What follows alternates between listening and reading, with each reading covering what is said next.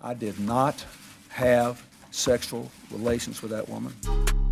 Yes or no? Did you ever take banned substances to enhance your cycling performance? Yes. I had no prior knowledge of the planned assault on Nancy Kerrigan. I am deeply sorry for my irresponsible and selfish behavior I engaged in. What's up, guys? Welcome back to Oops the Podcast. Happy holidays. Merry Christmas if you celebrate. Hope you guys are having a nice time. Here we are. We're back. We are doing it. So I want to talk about holiday stuff because we might as well. But I have a funny thing that I want to talk about. Shoot. So this involves going to the doctor about embarrassing shit. Okay. So if they have to look at your nether regions, what that's like and what that process entails. So I recently was putting off going about something because it was in an embarrassing area. You know, it wasn't a big deal, but it was nagging me and bothering me enough where I was like, okay, I should get looked at. Okay. So it involved a pant pulling down and, my ass, dude. I don't know how else to describe it. And it involved the doctor literally like having to embarrassingly examine me. Okay. It was fine. We're good. But it was embarrassing. Now, usually doctors are like able to just talk about that and it's not weird. Like they're good at that. But I think I made it weird, but I wasn't sure if You're being weird about it, bringing it up. It's just weird to talk about, dude. My fucking going to get my ass checked out, dude. So anyway, I'm talking about like your bum hole. Sure. So I don't know. Yeah, so it actually wasn't, but in order for her to do a thorough examination, they were looking at everything just to do proper medicine. You know what I mean? To be thorough. Okay. So it involves me laying over and pulling my pants down and like a sort of opening of the gate. And it was weird, but it was fine. It was quick, whatever. And she's like, "Oh, you're fine. Like, did a thorough check. This is what you're going to get, and you're going to be good to go." Okay, cool. Right. All good. However, then I felt relieved because I was like, oh, okay, like obviously it was nothing. Like it was just sort of like a skin thing. You know what I mean? Like not a big deal. Quickly handled, like no big deal. But then I'm so relieved that I'm feeling good. And I start talking about how I was relieved that she was going to be my doctor because it's the one who I'm the most comfortable with and who I like the most. And I sort of like said that. And then I kind of got shot down pretty quickly. I was like, yeah, when I saw that you were going to be my doctor, like I was super relieved because, I come to you the most. So like I feel the most comfortable theoretically doing a checkup like this with you. And then she was kind of like, the medicine will be ready. Like, oh, wow. Today. I was like, fuck, oh my God. Did I just like cross the line? Like our doctor's supposed to like not get involved in a conversation like that because for whatever reason it could get weird. Like, is there some protocol where like somebody being like, thank God it was you who looked at me? No, that's human decency. Like you're just saying something nice. I felt really weird about it. That should have been reciprocated. I felt really weird about it. It was really uncomfortable. It was extremely uncomfortable. I'm sorry about that. Yeah, I feel weird now. Yeah. Yeah, you're very vulnerable when you get checked out or something like that. You're exposed, you're spread. Yeah. You are vulnerable. Yeah, I've had similar situations where they've had to go down there in my, what did you call region? Nether regions. In my nether regions. And I've had to get polyps removed from my colon. Well, they didn't know they were polyps. Are they hemorrhoids? Are they polyps? There's only way to find out, and it was by laying in the position of fetal and being put under. Like child's pose? No, like... Oh, like, yeah. I did this too. Like this. I didn't do it as tightly as you're doing it. It had to be tight, and I had to lay there in one of those... those gowns, and my butt was exposed, a smock, and they put me in one of those surgery rooms, and it looked like it was so sanitary. It looked like the type of room that number 11 played in. Like it just was. There's no personality. It was just scary. Dexter. Yes. And what they do is they put you under, and then they go in there, and then they cut out the polyps, and then they burn the scab, or they burn the cut so that it scabs and then heals on its own. And this way it theoretically won't grow back? Yes. And so they stick like a camera and whatever cutting device that is up your butt. Now, I've had this procedure done twice now, and it's terrifying going into it, and it's safe. Is but it it's better still now that scary. you've done it once? Or is it worse the second time? Too much time has gone by in between where it completely Not used to it, resets. yeah. And so the last time that I went, I knew what I was getting myself into, but the anesthesiologist, you know, she's holding my hand because I'm shaking. And it's so embarrassing because I'm trying to be chill. I was like 23 last time I got it. And I'm trying to be chill. I'm talking to the doctor. I'm like making small talk. We talked about the Yankees. And I was like, yeah, I really like Aaron Judge. Judge is doing great in the playoffs. But I'm trying so hard to be cool. But it's so obvious because I'm literally shaking. Jesus. I felt pathetic. But it's scary. You didn't even feel anything? You just wake up? So the lady was holding my hand. She's like, oh my God, you're shaking so much. I was God, no, I'm like, good. Everything's fine. And then they do the countdown, 5, 4, 3, And 2. you're gone. I'm gone. And then whenever it's over, I wake up both times in a different room, sitting in a chair. Wow. No one's in the room. Wow. And then I just have to like sit there and kind of wake up and get reoriented with the world. And then someone comes in and they're like, yep, your mom or your dad's here. Jesus. And then you can just walk out? You just walk out, then they examine. And are you like really sore? It's weird. Can you go to the bathroom normally? No. Okay. So, dude, before. So let me finish this. So you feel sore. You walk out. They examine whatever they cut out of you to see if it has Do you cancer get to or see not. it? No, you don't get to see it. And they're worried that it might have cancer. Yeah. You never know. So a polyp theoretically can be cancerous. Yes. So is there a chance that if you were to get them in the future, and I'm sorry I keep asking so many questions, I'll let you finish, but like if they come back, there's a chance that those would have cancer.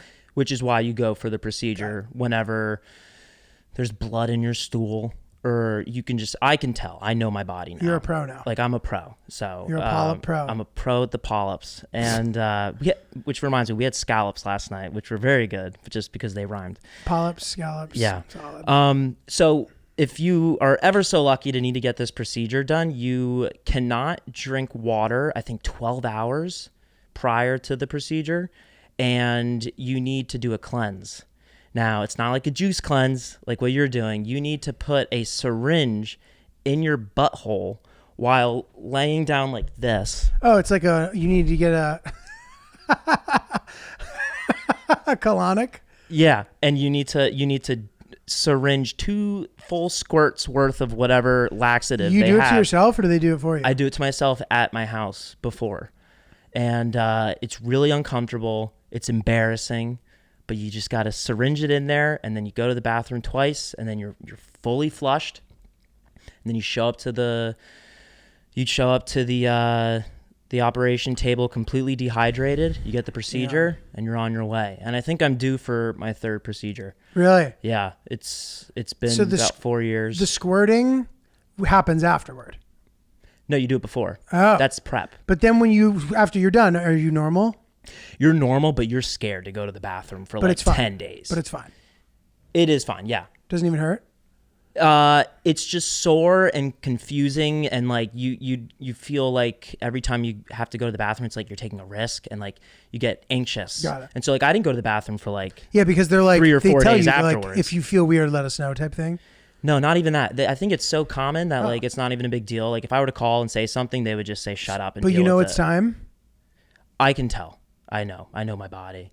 So sorry, Well, good but luck, also man. that's how it works. So if you do, you feel something's wrong with your body, say something, do something about it.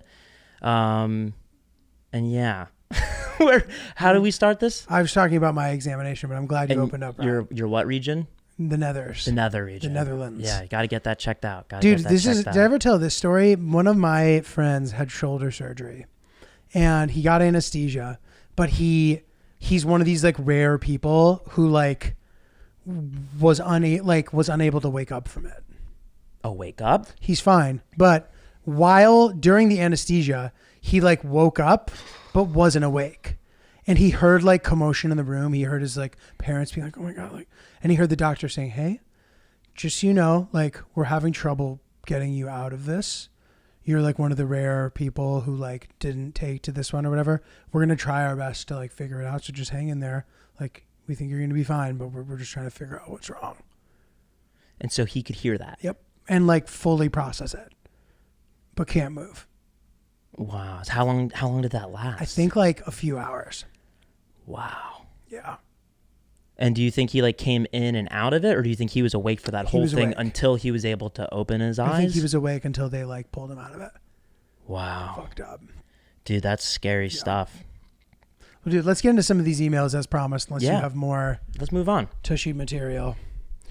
Do have more surgery stories, but I'm going to save them for another time. I had an interesting surgery while working with you guys on the podcast, but I'll save that for next year. Are you sure? Yeah, absolutely.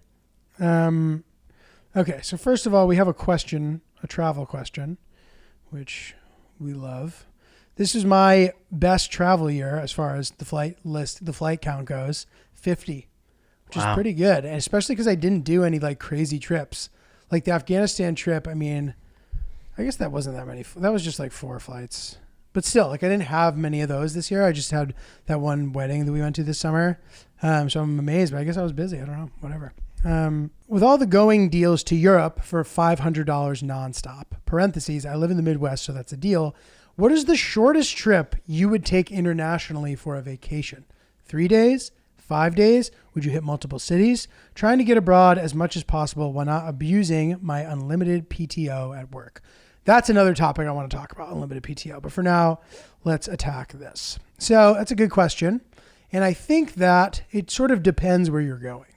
I think a weekend trip internationally is perfectly fine, but it just depends where you are. So if you're in the Midwest, you're a little bit further away from certain things. You know what I mean? Going to Europe for the weekend becomes even more ambitious than it would have been previously, especially if you are in, did she say Chicago or she just said the Midwest? I think just the Midwest. Just the Midwest. Okay. So look, if you're in the Eastern time still, the time change isn't as bad, although the flight change isn't as bad as obviously as if you're in Central time. But flying and like changing time zones that heavily, like if you're going someplace that's 8 hours ahead, a 3-day trip there becomes difficult to enjoy. And in my opinion, it's sort of not worth it. I mean, Iceland is one thing because Iceland, I think, it's a shorter flight and it's also less of a time difference. So like theoretically, that's as far, unless you're just like a fucking savage or like you have some reason that you need to go for work or something. As far as going on vacation, even I would not do like a weekend trip to Italy. It's just because of the time difference. I don't mind being on the flight. The time difference just fucks you up. So like you fly overnight, you arrive at 9 a.m. It's Friday. I've done it for weddings and it's been fun, but like you arrive at 9 a.m. and now your clock's all fucked up. At some point that day, you probably need to take a nap, even if you slept on the flight. And now half of your day's been cannibalized. You make it to dinner. That's my rule. I take the nap, leave the hotel for dinner, then go back to the hotel and you should be good. But still then you only have Saturday and then Sunday you're going back to the airport. That's crazy to me. That's not enough time. Mm-hmm. But if you're going to South America, theoretically, the weekend trip can kind of work. I did like a long weekend trip to Brazil. I was in Brazil for 2 nights and I had a great time. And I would love to have stayed longer. I think with my schedule or whatever, I didn't have the time to go for longer, but somebody invited me. I could stay at their house. I was like, I can't pass up on this opportunity. And I had shitty flights too. Like I had long connections in other countries. So I think if you're in a similar time zone, if you're only like an hour or 2 off, very doable. Like an LA trip for the weekend, that 3-hour time difference to me is doable if you need to do it. It just sucks.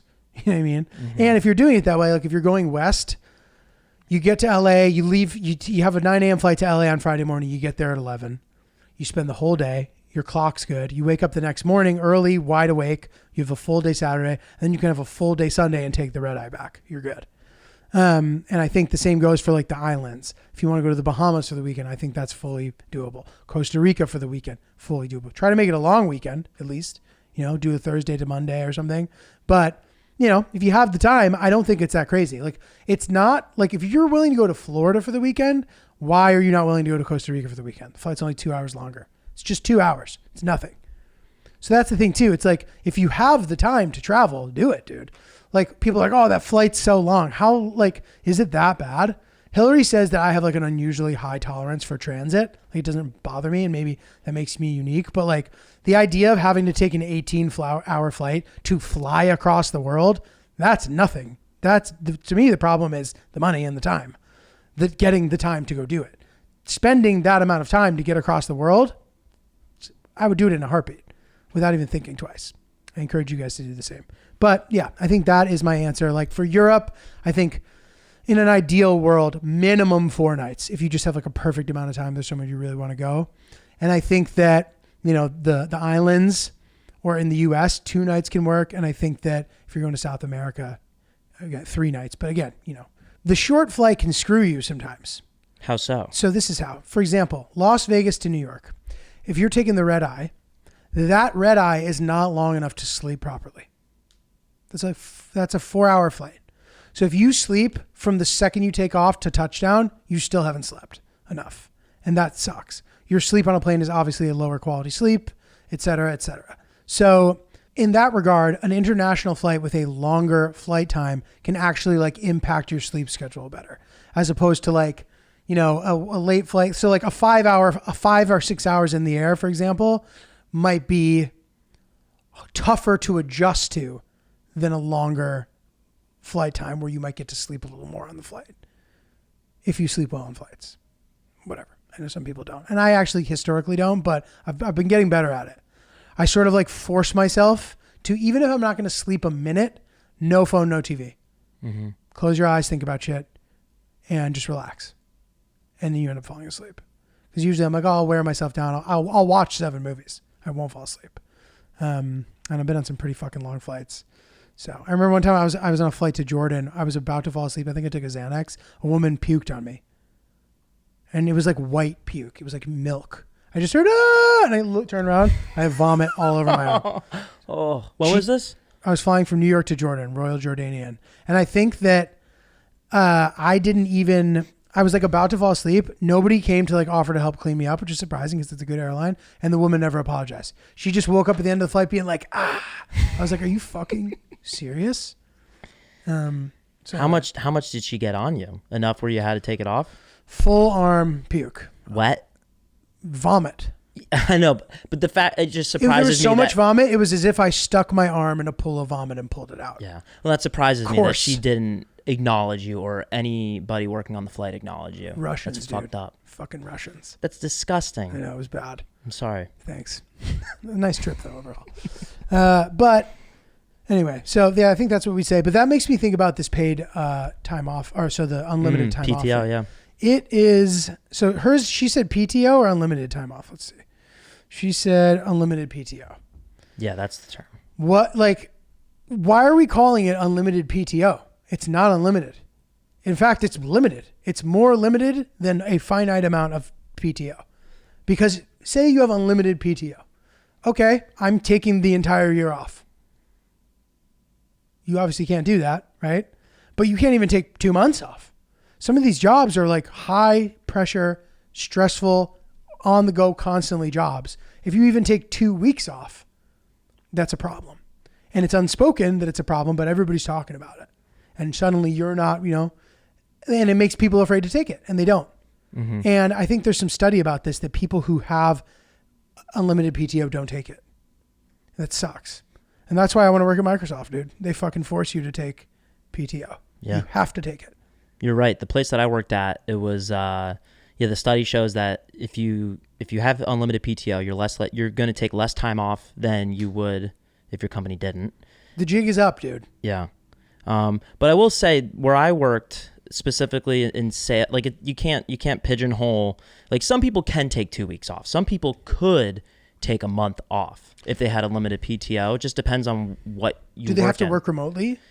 No, like where I worked, there were some circumstances where salespeople would hit their quarterly number, like, you know, within the first 3 weeks of the quarter. And so they basically would be punished in the next quarter if they brought in new business. So they would sandbag, meaning they would not bring in any more business until the next quarter because it would it would add to their quota for the following quarter. So the best thing to do is just maintain your book, not bring on new business because you've already maxed out what you can earn commission-wise, and take time off. There were people that were on my floor that someone took 5 weeks off. Wow. Well, what about 5 this? weeks. By doing that, don't you then prevent yourself from padding your Q2 and Q3 and Q4? Like, can't you bring in business in Q1 for Q2? Can't you like sandbag yourself in that way, where instead of bringing in business for Q1, you kick it down the river to Q2? But maybe people just need stuff for Q1 and it's going to go toward Q1. Well, specifically the way it worked at our company, you have an account for 2 quarters total. So they brought on their new business. They don't want them to spend any more money until the next quarter because that's the last quarter that they're going to have them in their account. Got it. Anybody that's currently in their book of business is going to leave anyway. So they max that out. It doesn't matter what happens next quarter because they're gone.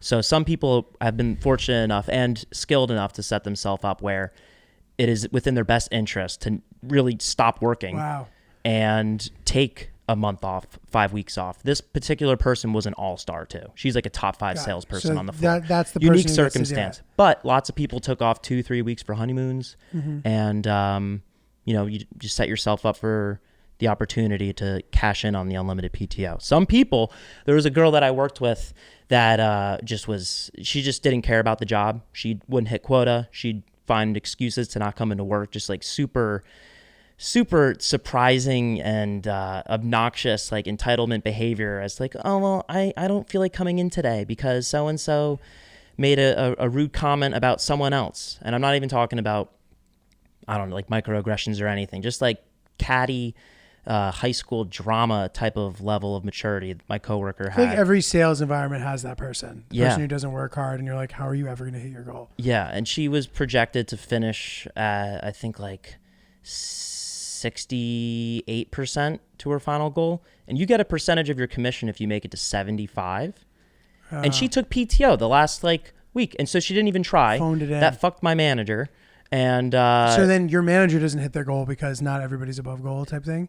yeah, I think she did hit her goal, but hypothetically that is like a big fuck you to your director. So and my director did she just not care? Like, did she have a rich husband or something? No, she's like my age, and she's just crazy person, crazy town. Jesus. And so like her case, she wasn't like the all-star that was able to take 5 weeks off. When she was putting in PTO, she was having sit downs and just like, okay, like technically you can, but like this is a really bad look for you to take this time off. And so she would get pressured into like bailing on some of her PTO that she put in, but you know, they can't stop you until they fire you.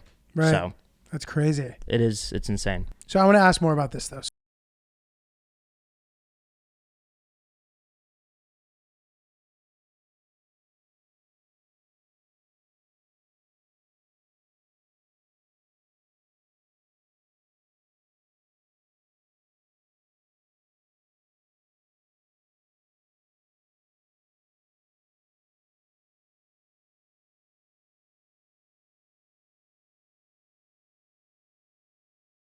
So, for example, is the ideal scenario, since you can only have clients for 2 months, is the ideal scenario... 2 quarters. Sorry, 2 quarters. Is the ideal scenario, January 5th, you close like massive business across both of the next 2 quarters? Yeah. So then you can basically just go on vacation for the rest of until June. Yeah, we would call those accounts whales. Nice. Caught the big whale in January. Yeah, that hypothetically, yeah, it could play that way. I've been fortunate enough where accounts have been placed in my name that we're going to spend money whether I spoke with them or not. Some people that have spent the most money under my name never wanted to talk to me. I called them for the introduction call, and they're like, "Fuck off! Like, we're good. Amazing. We know how to use this." And I'm like, "Great, sweet for me. Let's go." Oh. Yeah, what a rush that was. So you really just relived that. That was nice, it was great. I remember the company and everything. It was fantastic. Let's fucking go, dude. But yeah, the PTO thing is very finicky, and depending on where you are, from my experience, you could really cash in on it. But there's a reason why that study comes out. PTO is kind of like a catch-22. Sus. Dude, totally. They're all very interesting. Yeah. Well, dude, so they sent us the list of the doormen who work here, which was helpful because now I know I have and that's we talked about how this can be kind of controversial, but it gives you an idea of who the fuck works here and how you're going to tip them. So we have a ton of people that they sent us, and it makes sense. These guys all do shit. So we have to tip them all. I mean, we're probably moving. We may not, but either way, like, I'm not going to fucking dog these guys. They're good guys. Now there's a couple questions. Question number 1, is it acceptable to give different amounts of money to the different people? Because I'll be honest, 15 people, if we give the amount that we're going to give that's the most to everybody, that's just like potentially crazy. That's a lot of people. That's crazy. That's 15 people. So I think we are going to tier our tipping system. I don't know if that's controversial. I don't know if these guys talk about how much different people gave. Hopefully the people that we give slightly less to will understand. It's a tough thing to navigate, and it's what we're doing. You know, if there's some reason why we should not do that, by the time this episode's out, it's going to be too late, and maybe, you know, feel free to inform us for next time. But of course we're going to tip everybody. The only scenario I could see that blowing up in your face is if all 15 people get their envelopes and they sit down together and they open them at the same time. Like, I don't think they're going to go back and forth and be like, oh, like, what did B11 get you? Like, oh, wow, they skimped out on me. They only gave me $50. How much they give you? Like, oh, they gave us $200 or whatever the hypothetical is. They're not going to do that. Well, but they might be like, how much? Hey, like, maybe there's two guys who are really close with each other, and they'll be like, how much did so-and-so give you? And they'll be like, this much. And be like, huh, they only gave me this much. Again, bro, like, it just is what it is. Like, you know, they're getting something. I wonder if there's people who give nothing. I bet there are. And here is the good question, the real question. There's plenty of European people who live here, right? Who live in New York. The real test as to whether or not European people actually are going to fucking go to the grave not tipping is, are they willing to not tip the doorman in the building they live in? In a restaurant, you walk out of the restaurant, you're gone, you know, whatever. Like, you don't have to tip. But if you live here and you don't tip the guys, but everybody else does, suddenly maybe you're a lower priority in the building. Because you're leaning on these people for a lot of stuff. So suddenly you have something wrong with your apartment. Now you're the 10th guy who gets helped. Do they understand tipping in that capacity? Or are they just so aloof? Oh, I don't understand tipping. Why would I pay you twice? I already paid. Oh, you know? Mm-hmm. That's a great question. Yeah. I don't know. Yeah. What are your thoughts on giving a gift instead of cash? Like baking cookies. The cookies are a bit of a cop-out. Cookies are a bit of a cop-out when it comes to this kind of thing. Mm-hmm. But in general, I think it's very nice. Mm-hmm. Especially if you're not expecting something. When it comes to year-end doorman shit, I think it's a cop-out. Mm-hmm. And this is an interesting thing too. I remember when I used to give tennis lessons, sometimes the people would give end of the year gifts, and not everybody would, so it was nice. It was customary to give an end of the summer tip if you were in the Hamptons, and then it was customary to give a Christmas one maybe. But some people, you teach them all summer and they wouldn't give you a thing. And maybe they'd tip you after the lesson. Maybe they just wouldn't tip you at all, and it was fine. You weren't like mad at them for it. You were happy to have a regular lesson. Some people, you teach them 5 times, they give you $500 at the end of the summer. You're like, what the fuck? It's incredible, right? Or then some people would just tip you $20 every time, and then they wouldn't give you anything at the end of the summer. So all these different scenarios. This was an interesting thing. When I worked in the city, there was a guy who would always give everybody American Express gift cards. And I sort of didn't understand why specifically it was American Express gift cards, because I didn't have a good enough American Express to understand. But now I get it. That guy spent so much money on his Amex that he gets gift cards for free. He has to use his points, which are obviously money, but he is using it to print out a bunch of gift cards, and he gives them to everybody who serves him throughout the year. Tennis people, maybe the guy at his favorite restaurant, whatever. And I'm thinking about that, and I'm like, is that in some way a cop-out? I don't think it is. Like, it's fine. Money's money. Like, that's great. Like, but I'm like, is that in some way a shittier gift? It's better than the European not doing anything. It's way better than nothing. I stand by it's a good gift. Mm-hmm. For a second, I had a question. I was like, what do I think about this? But yeah, it was, I stand by it. It was solid. Doesn't really matter how you get to the dollar amount. They give the dollar amount. Totally. Dude, Yeah. this was one of the best gigs that I ever had as a tennis instructor. So, there's always these, what a lot of like career tennis instructors would do. You work inside in the summer. And so in New York City, you can't just like go to a tennis court and play tennis. Even the public courts, you need a permit. And on that permit court, you can't bring a basket of balls. That matters because if I want to give a tennis lesson and I'm teaching somebody who isn't good enough, or if I'm just like want to drill them, if there's like a way that a tennis lesson typically goes, you cannot give that lesson on a public court in New York City. You would have to give it at a club. And at that club, you are contracted by the club to give the lesson. So the club takes 75% of the money and you get 25. And that's generous. It was less than that when I was teaching. It was like I would get $30 for an $180 lesson, which sucked. But you get enough volume and it's still a pretty good hourly wage, but it's not a good hourly wage because you're working your fucking ass off. You can't check your phone. You're not that you should be checking your phone all day when you're working, but like you are just in the zone. You're basically performing for a person 10 times in a row. It is a grind and you can make some money, but that's the only way to do it. So if you're teaching at the club, you're feeding balls, whatever, but you can't do that in the summer unless you're teaching from a club. So what would happen is once it gets nice enough to play outside in New York City, all the guys at the club would try to massage their summer clients, specifically because this one club we taught at literally wasn't even open during the summer because there's a bubble. It's there, 59th Street Bridge, there's a bubble. And the bubble would come down in the summer and they would play softball. So these people who played there would have nowhere to play in the summer or whatever. Maybe they did. But basically what you would do, and I'm sorry that I'm trying to give as much context as possible. You would make it so that you'd have these really good clients and then you could teach them in the summer. And I know I just said you can't teach them, but this is the way that you teach them in the summer. It's a person who's good enough to just hit balls with.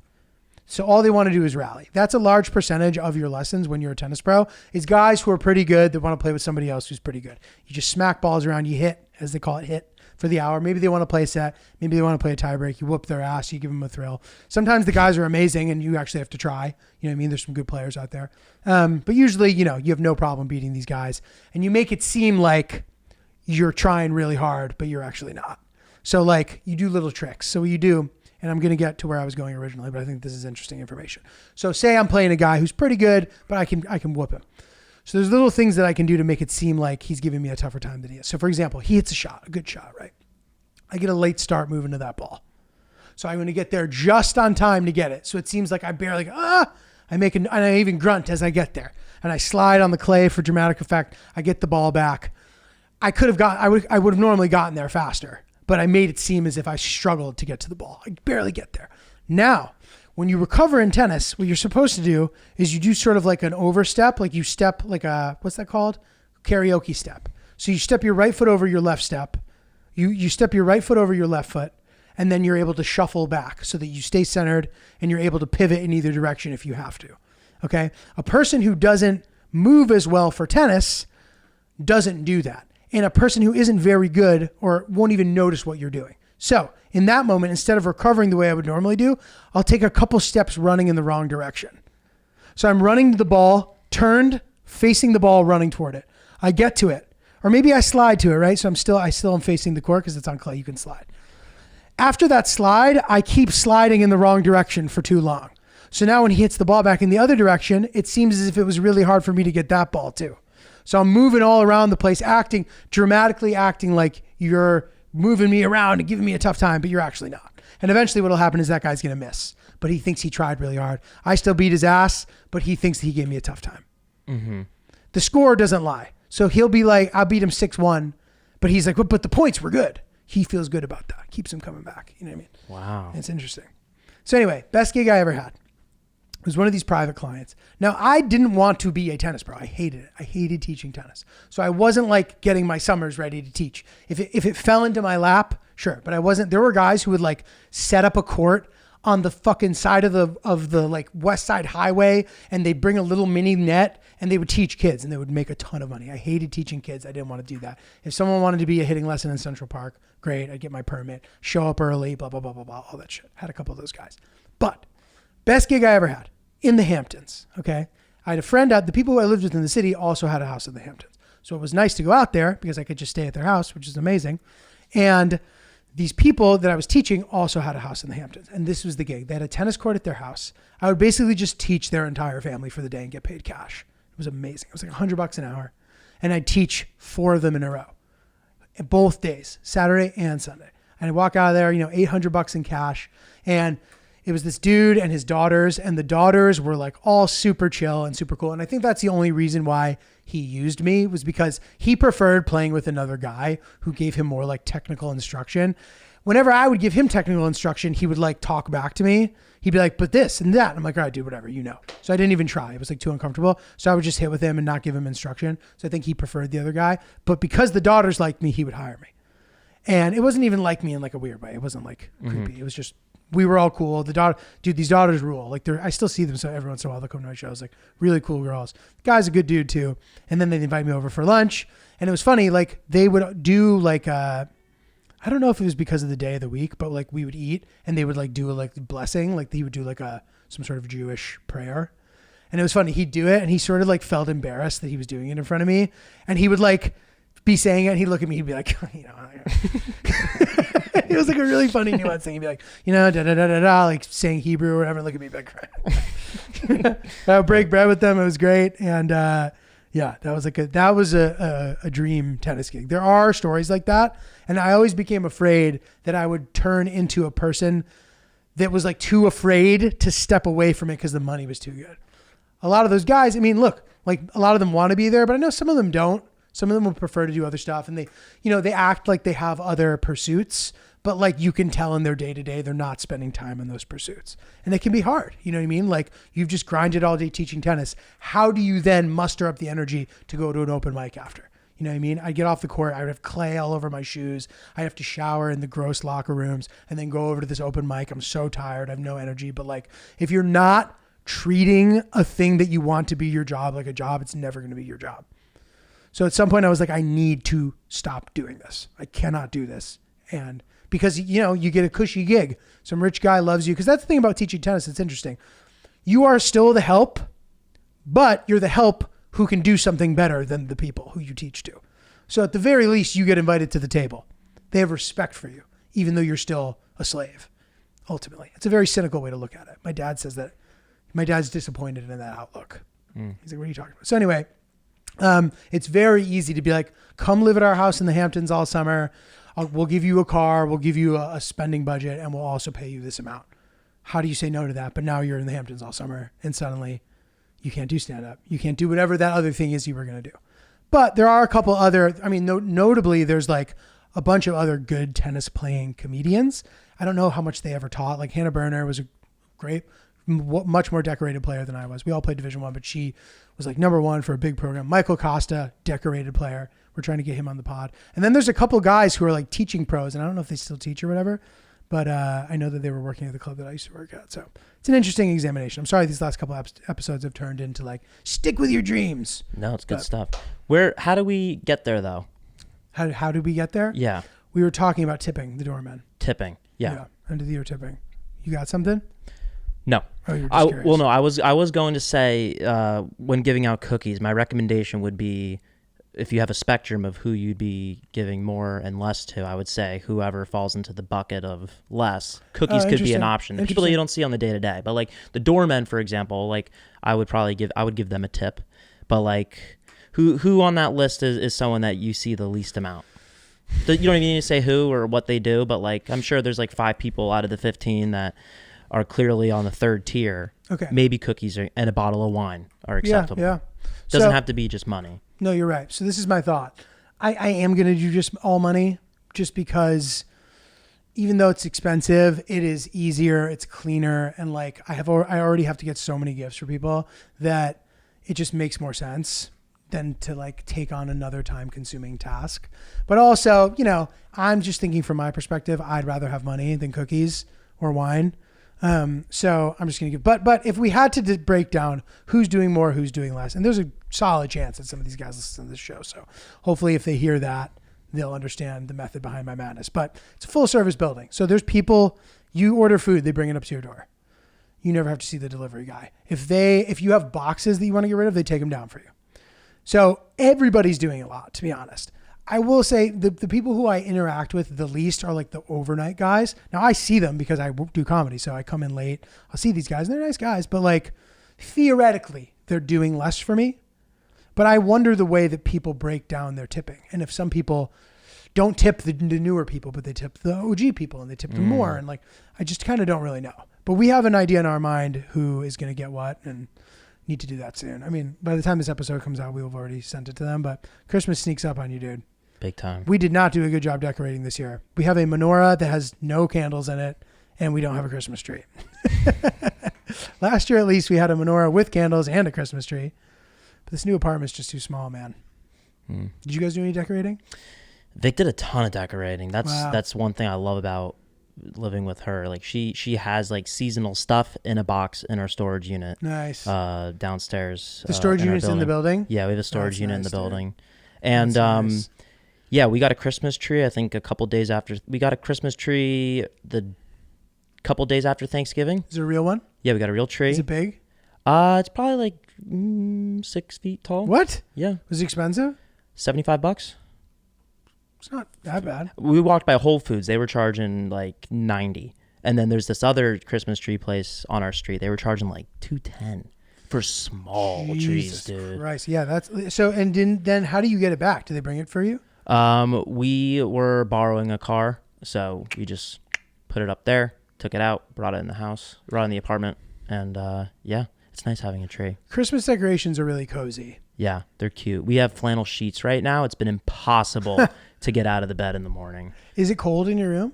I like to wake up cold, so I'll turn the heat off. The heat's like right behind our bed, so when Vic falls asleep, I turn it off and then wake up freezing. Yeah, that's nice. Well, yeah, we have, so our apartment is like, my dad made the point, he's like, next time you get an apartment, make sure you get a north-south facing apartment and not an east-west one, which is what we have, because we have an east-facing apartment, which is fine. Interesting. Wait a minute. Yeah, sorry, Yeah. keep going. I'm No, just so looking the at it. sun blasts into the apartment in the morning, which is fine, but it's annoying because with our windows, we have like floor to ceiling windows, which is cool, is not as cool as it sounds, but it's theoretically a pretty view. But like if we wanted to fully maximize our shade potential, like we would be rolling the blinds up at noon every day.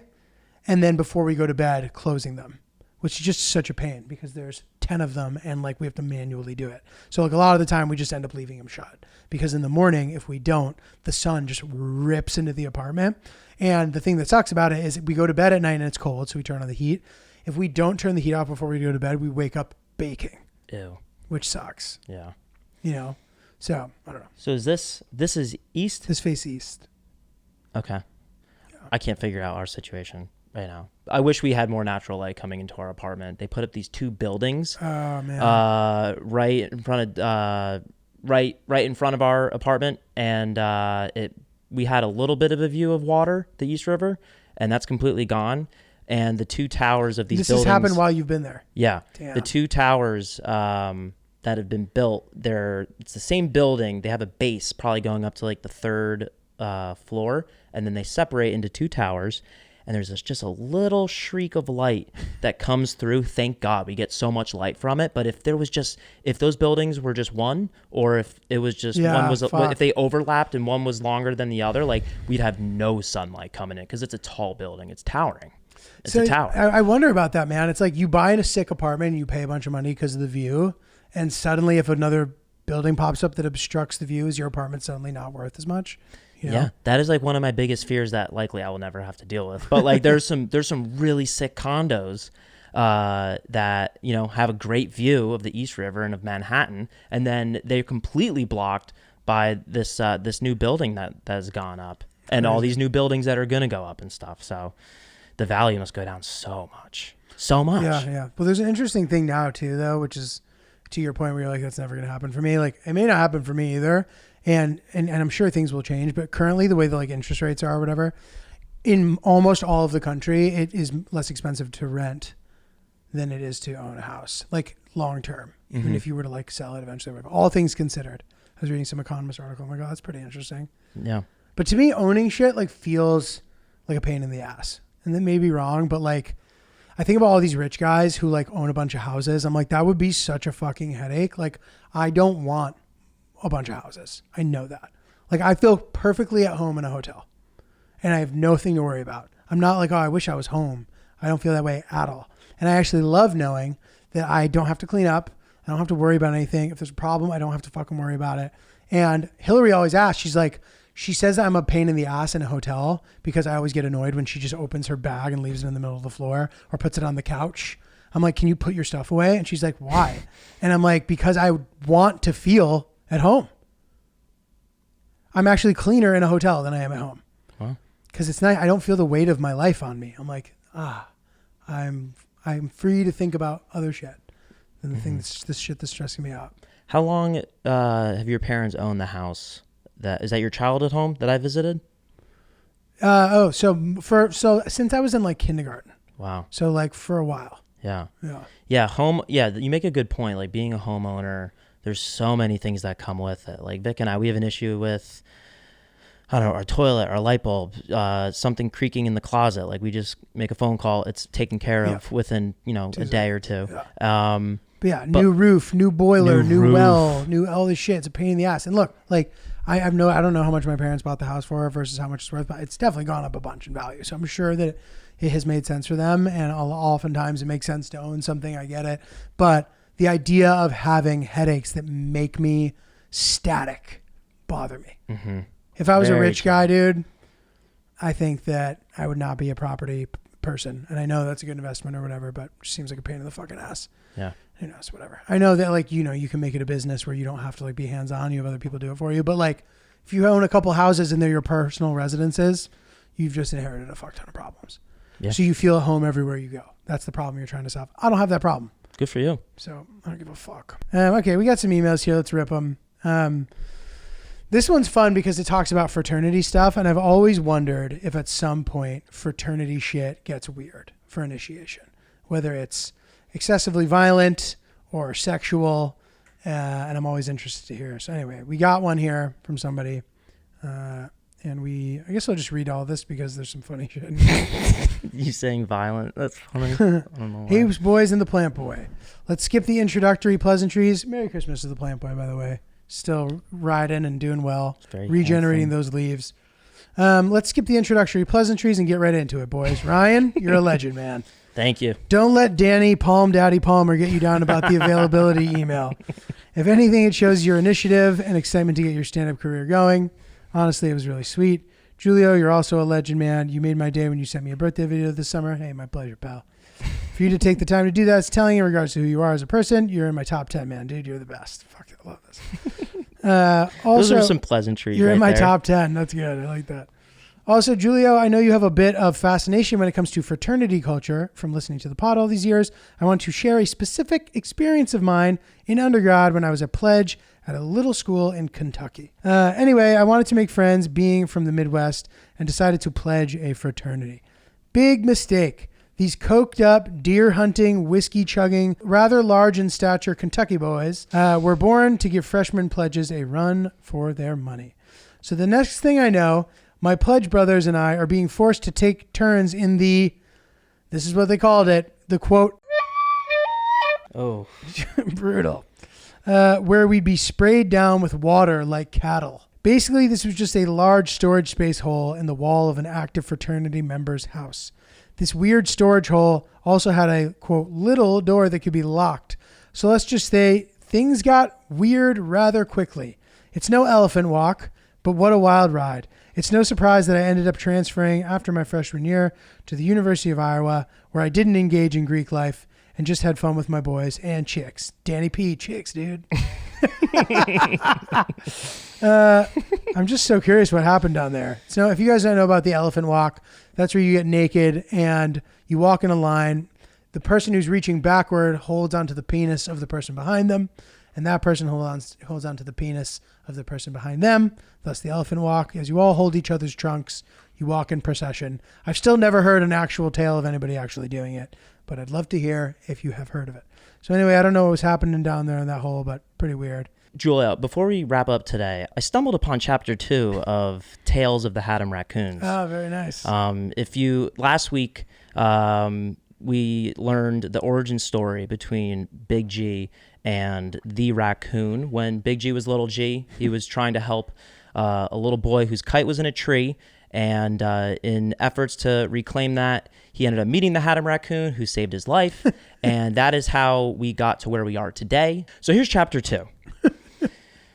It was a beautiful day out in the town. Big G and his friend putting around.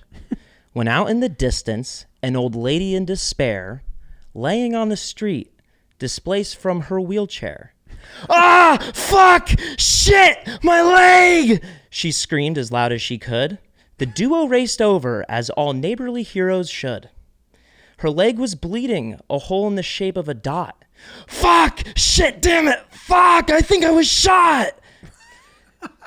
Big G grabbed some bandages from his trusty first aid kit and put on some gloves so infections wouldn't transmit.